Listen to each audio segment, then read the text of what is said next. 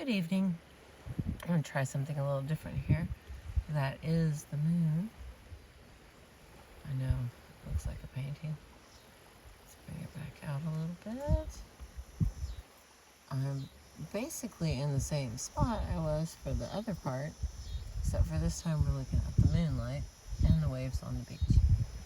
So, I continue on page 105 from Extraordinary Feats in Sports. The Invisible Barrier. John Gilby once saw a martial arts master take a sword and slice through a piece of wood 6 inches thick, 4 inches wide, and 1.5 feet long. This was to demonstrate the sharpness of the sword. Next, he said that, by concentration, I will isolate various components of my body so that a sharp sword will not penetrate the skin. He then had an assistant place the sword against his bicep and put all the weight on it. No skin was broken. Yes, that is the dogs in here, and they are pretending that the van is a playground. And there may be a snack somewhere. I apologize for the background noise.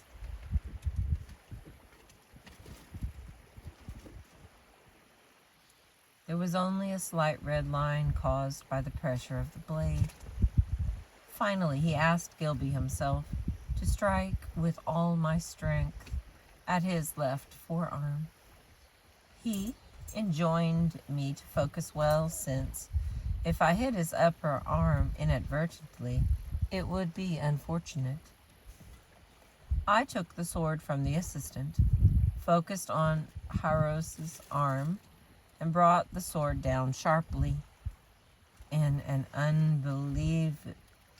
unbelieving trance, I held his arm and gazed at it. A red line creased the skin, but that was all. This form of mind over matter may also be operative in sport, a state of invulnerability in which the athlete cannot be harmed. Sometimes it seems as if an invisible physical curtain or wall is protecting him, preventing the athlete from being touched by anyone. Baby, what's going on? You went out first. I always let you go first. What is the complaint? Can you not sit down? I don't understand. Alright, we're going to try this again. This form of mind over matter may also be operative in sport, a state of invulnerability in which the athlete cannot be harmed. Sometimes it seems as if an invisible physical curtain or wall is protecting him, preventing the athlete from being touched by anyone or anything harmful. In fact, the barrier appears to be mental, and if the religious texts are to be relied on, its presence is due to the athlete's having achieved the right attitude toward his opponent, and indeed toward life itself.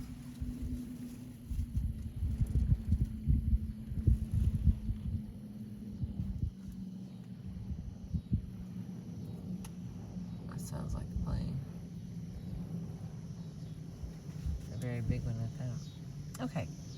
Photographs in the book of Chow and Spangler illustrate the forms of Chai Kung and that John Gilby witnessed. In one case, Grand Master Lung Chai Chung allowed the wheel of an automobile to run over his stomach, yet he was not hurt. In another instance, 5 bricks were placed on the head of Northern Shaolin Master Lung Kai Ming. His brother then broke the bricks with a blow from a sledgehammer, but Lung was not hurt. Although Western athletes do not actively effectively cultivate invulnerability, there are scattered accounts of individuals who seem to be unusually free from injury. This is usually attributed to exceptional speed and reflexes that enable one to avoid harm, or simply to good fortune. It may be, however, that abilities like the ones just reviewed could occur spontaneously as a natural outgrowth of the attitude and discipline of the athletes. Dr. Ferdi Pacheco, Muhammad Ali's fight doctor, says Ali has a God-given great body. ... Take his ability to take body shots. Why do his ribs not break when he allows someone like George Foreman to pound him? I don't know why, but they don't. And take his facial tissue, he's hardly ever marked. Another variation on the theme of invulnerability involves a kind of hypnotic ability some athletes can exercise. Ratti and Westbrook point out that Chi can be channeled by means of a magnetic personality, which enables one to, and then here's what it enables. Lukey, baby, police, stomp. Are you okay? I can hear you. Okay. ... Only 3. Call upon strong powers of projection and suggestion, and these can often be used to prevent combat or to win it. There is an episode said to have involved a samurai who set upon in the woods by a pack of wolves,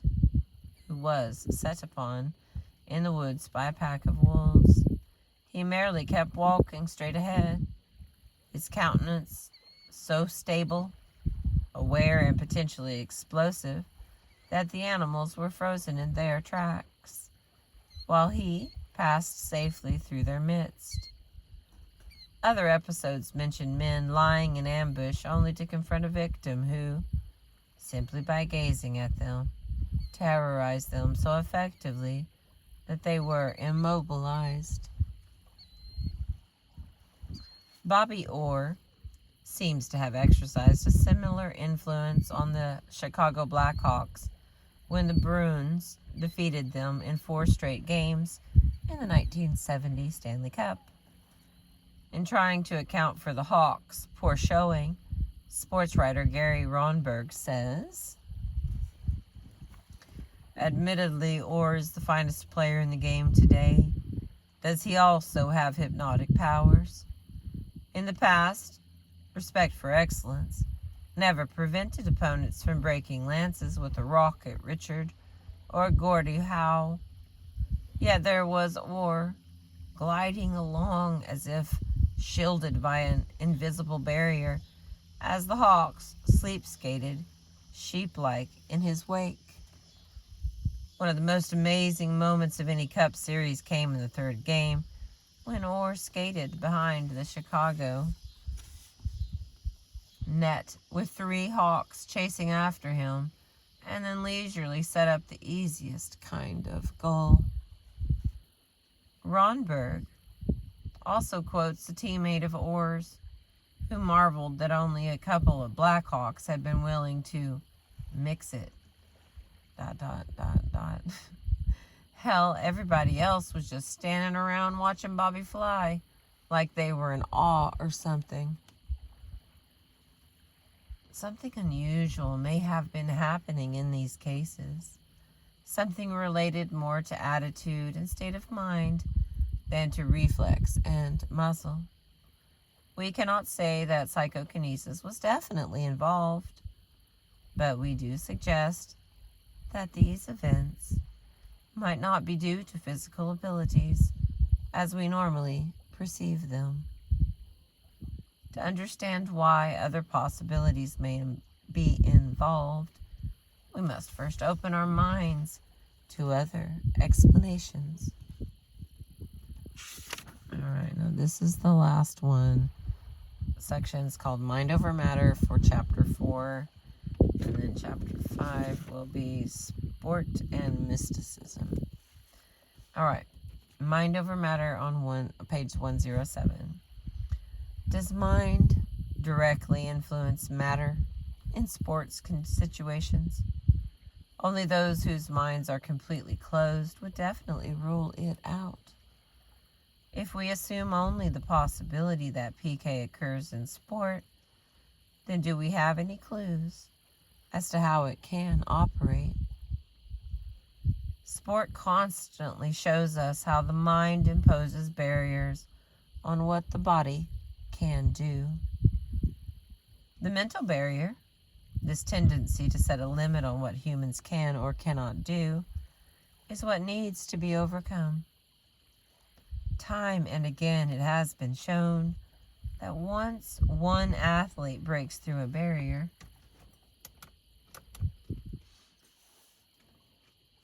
all along was not,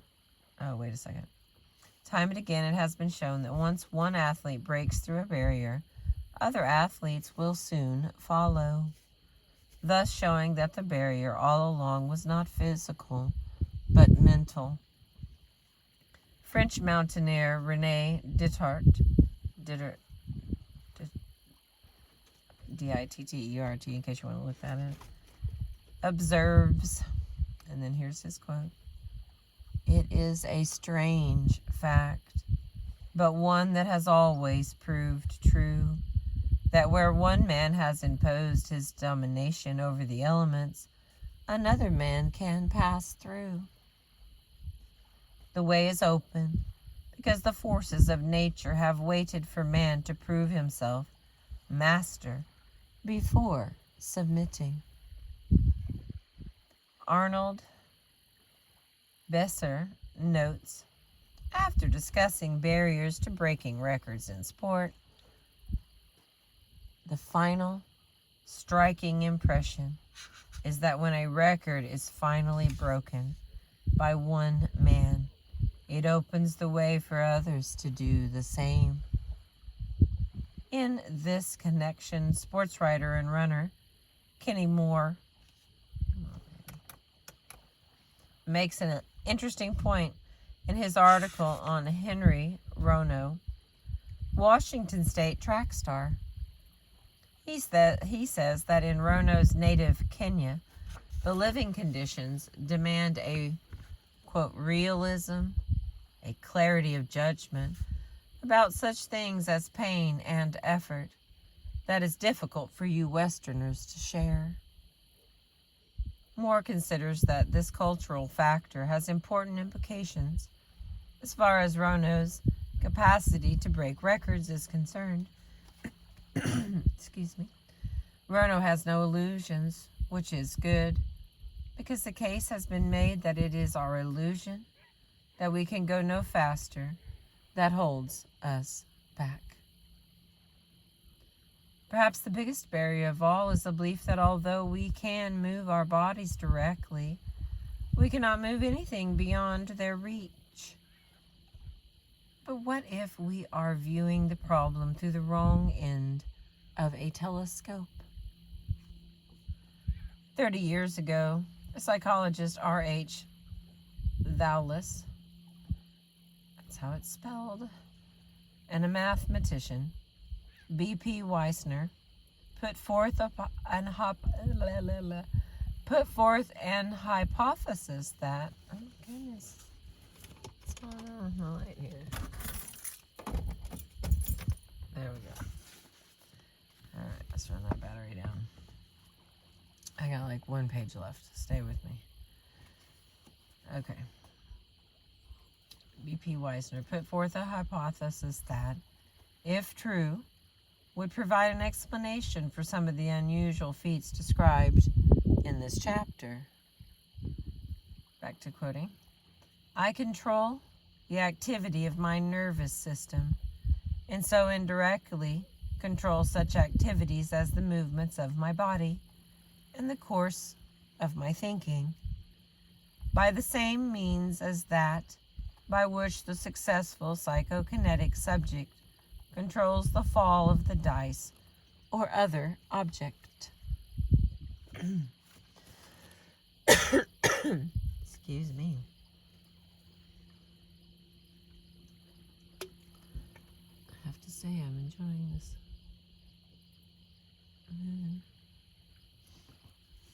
All right. That this notion is not outdated is underlined by the fact that the world-famous physiologist Sir John Eccles recently suggested much the same idea. In an invited address at the 1976 convention of the Parapsychological Association, he proposed that the simple act of saying a word was actually a form of psychokinesis. The mind has been able to work upon the brain cells, just slightly changing them, ... The mind is making these very slight and subtle changes for hundreds of millions of cells, gradually bringing through and channeling it into the correct target cells to make the movement. And so, there is psychokinesis, mind acting upon a material object, namely brain cells. It's extremely weak, but it's effective because we have learned to use it. We are suggesting that athletes are learning in a similar way, haphazardly, if not by design, to extend the reach of the body beyond the confines of the flesh.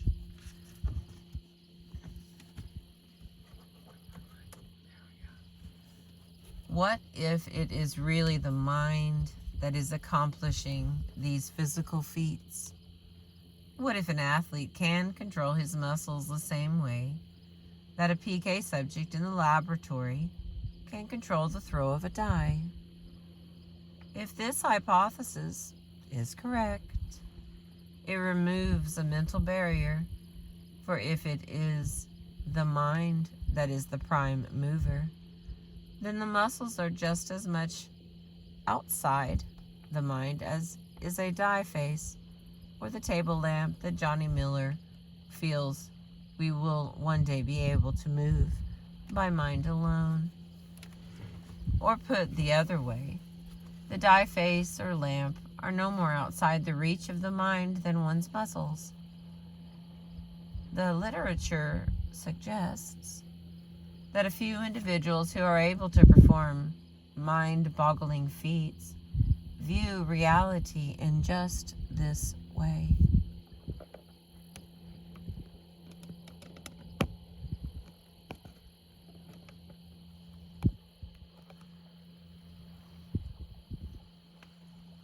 Okay, where was I? Baseball enthusiast Richard Grossinger observes, and then I'm going to read what he observes. Pitchers have torn muscles, broken bones, been operated on, had ligaments grafted. They have altered everything about their delivery and rhythm that made them a pitcher in the first place. They have come back from rotary cuff surgery, from not being able to lift their arms for a year and a half. Oh, that's terrible. And they have won ball games. Occasionally, like Jim Palmer and Luis Tiant, they have pitched the best baseball of their lives after the actual physical equipment was seemingly taken away. It is almost as though the outer throwing form is an illusion. If you learn how to do it in terms of a strong, healthy body, the skill remains. the ability to put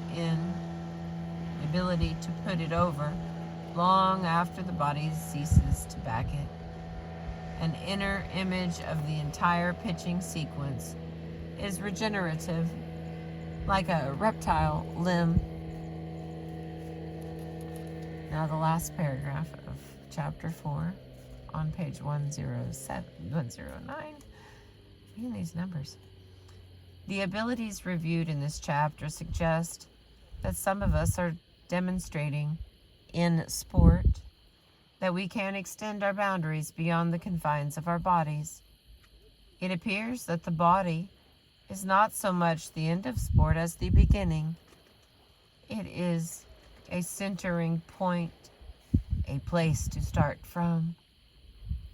But from this sturdy base, we are capable of reaching beyond, of fleshing out the spirit in areas where the body cannot reach, initiating movement the eye cannot see, revealing strengths that transcend mere muscles, and exerting energies that can no longer be considered physical in the ordinary sense. In similar fashion, sport may not only be an end in itself, but the beginning of a human unfoldment that will eventually extend the boundaries in all areas of life. All right, we did it. It took a long time. It has a lot of little sections. This book only has 6 chapters, so I'm sorry if 4 took a long time. 5 and 6 is just as long.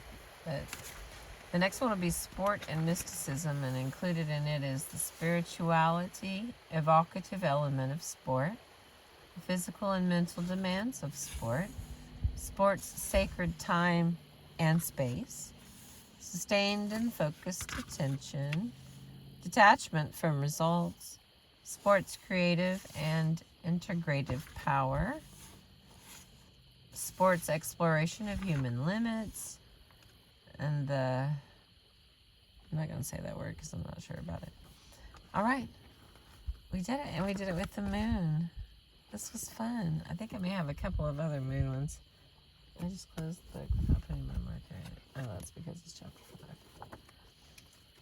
Well, thank you for being with me and listening to me.